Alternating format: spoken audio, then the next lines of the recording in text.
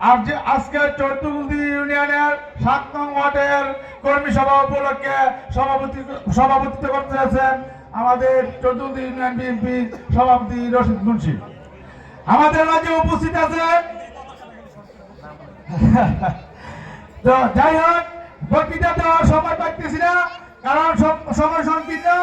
তবে আমাদের এই চৌদ্দগুলদি ইউনিয়নের জন্য আমাদের যে নেতা খায়রুল কবির খোকন ভাই আমাদের জন্য এই 14টা ইউনিয়নের মধ্যে বর্তমান 11টা, এর ভিতরে আমাদের জন্য 1 নম্বরে চোখে রাখে। 1 নম্বরে আমাদের চৌদ্দগুলদি ইউনিয়নকে চোখে রাখে, যেহেতু আমাদের চৌদ্দগুলদি ইউনিয়ন দুর্গম এলাকা, আমাদের ছোট ইউনিয়ন, ছোটদেরকে আমাদের খোকন ভাই আমাদেরকে আন্তরিকভাবে আমাদেরকে আদর করে এবং পছন্দ করে। আপনারা দেখছেন কতদিন আগে চৌদ্দগুলদি ইউনিয়নে আমাদের একটা জনসভা করে আছে। তবে আমাদের মায়ের আমার খোকন ভাইয়ের মায়ের কারণে এবং আমাদের সাথে তাদের ভালোবাসার কারণে আমাদের এই 7 নং শুধু সাবেক 3 নং ওয়ার্ড নিয়ে এই প্রোগ্রাম রাখছে। কিন্তু আমার মনে হয় যে আমাদের কাছ থেকে আমাদেরকে যেমন আনন্দ এবং উনি আমাদেরকে ভালোবাসে, আর কি ইউনিয়নের লোকেদেরকে কত একটু ভালোবাসে না। যার দরুন আজকে আমরা চৌদ্দগুলদি ইউনিয়ন অন্ধকার আলোতে ছিলাম। আমাদের এই খোকন ভাইয়ের উদ্যোগে আমরা এই আলোকিত হয়েছি। সামনে আমাদের এই খোকন ভাইকে যদি আমরা আমাদেরকে যদি নির্বাচিত করতে পারি, তাহলে আমাদের অনেক উন্নয়ন আসবে, অনেক উন্নয়ন কাজ করবে।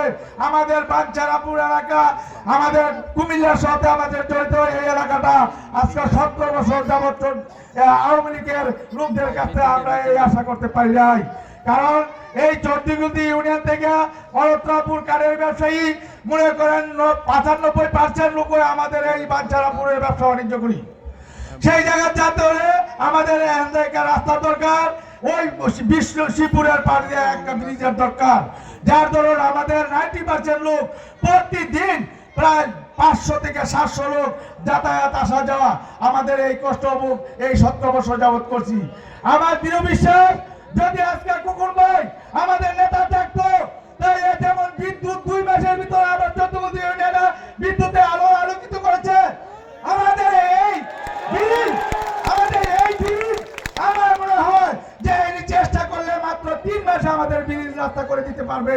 তো আমার কাছে আমি এই বলে ক্ষুদ্র আহ্বান করছি যে আমাদের এই জনগণের যেমন আপনি ভালোবাসেন, আমিও আমাদের চৌদ্দগুলদি ইউনিয়ন মধ্যে 7 নং ওয়ার্ড, আমি চৌদ্দগুলদি ইউনিয়ন বলে যে 7 নং ওয়ার্ডে বিএনপির গাছি।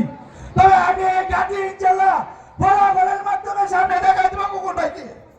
আর আমি খোকন ভাইকে চাই যে আমাদের জন্য উনি আমার পাশে থাকবো এবং উনি আমাদেরকে যেন আমাদের একটু চোখ খুলে আমাদেরকে যাতায়াতের সুবিধা এবং সুব্যবস্থা করে দেয়। দীর্ঘায়িত করা সম্ভব না। আমাদের কাছে অনেক বক্তব্য বলে আমি শেষ করলাম। আসসালামু আলাইকুম, ধন্যবাদ।